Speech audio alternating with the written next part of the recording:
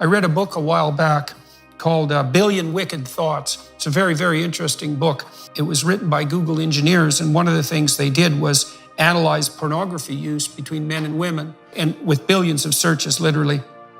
And they found, which is not surprising, that men preferred visual pornography, but females preferred literary pornography.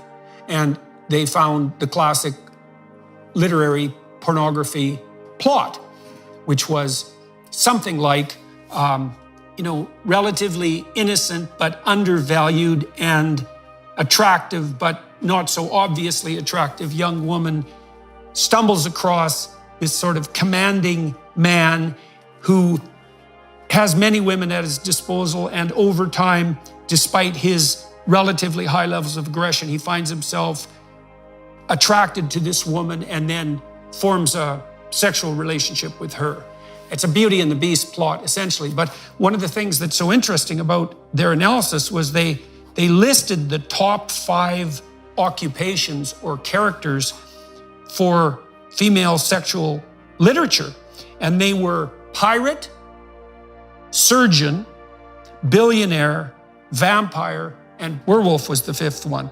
And so I think it reflects to some degree this conundrum that women have. It's because women have to pick a man who has the capacity for aggression, enough of the capacity for aggression to protect himself and others and to move out into the world against a fair bit of opposition, but who's also simultaneously empathic or perhaps conscientious enough to be caring and share. And you can imagine that's a real knife edge, right? Because you need a bit of a monster in your man, let's say, to keep the real monsters away, but you don't want so much monster so that a relationship is impossible. And so then you could also imagine that there's overshoot on both sides of that target, so that some men become too aggressive, but can appear attractive in the short term because they have the confidence associated with that. And some men become too agreeable, and so they look easy to get along with and so forth, but they can't put themselves forward and stand up for themselves. And so be another explanation for the potential emergence of,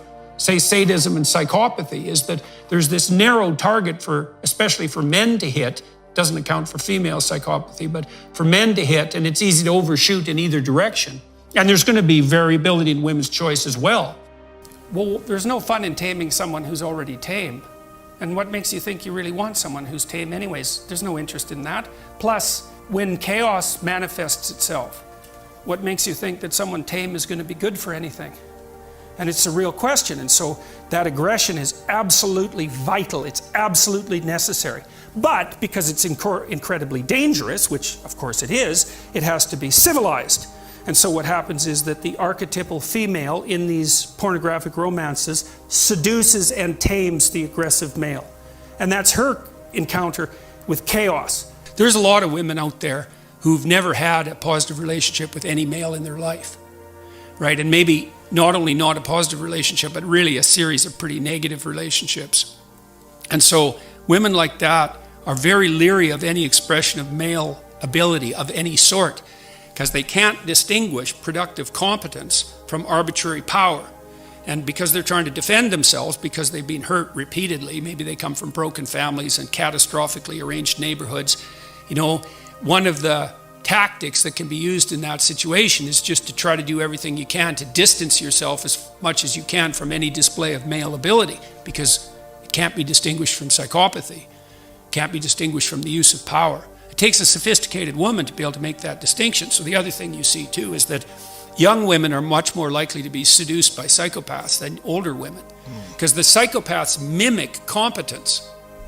That's what a narcissist does too. They're confident, and women read confidence as a marker of competence, and that's reasonable, but that opens up it opens up a space for exploitation, because if you can mimic confidence, that's false confidence, narcissistic false confidence, then you look competent, and that works particularly well on naive young women.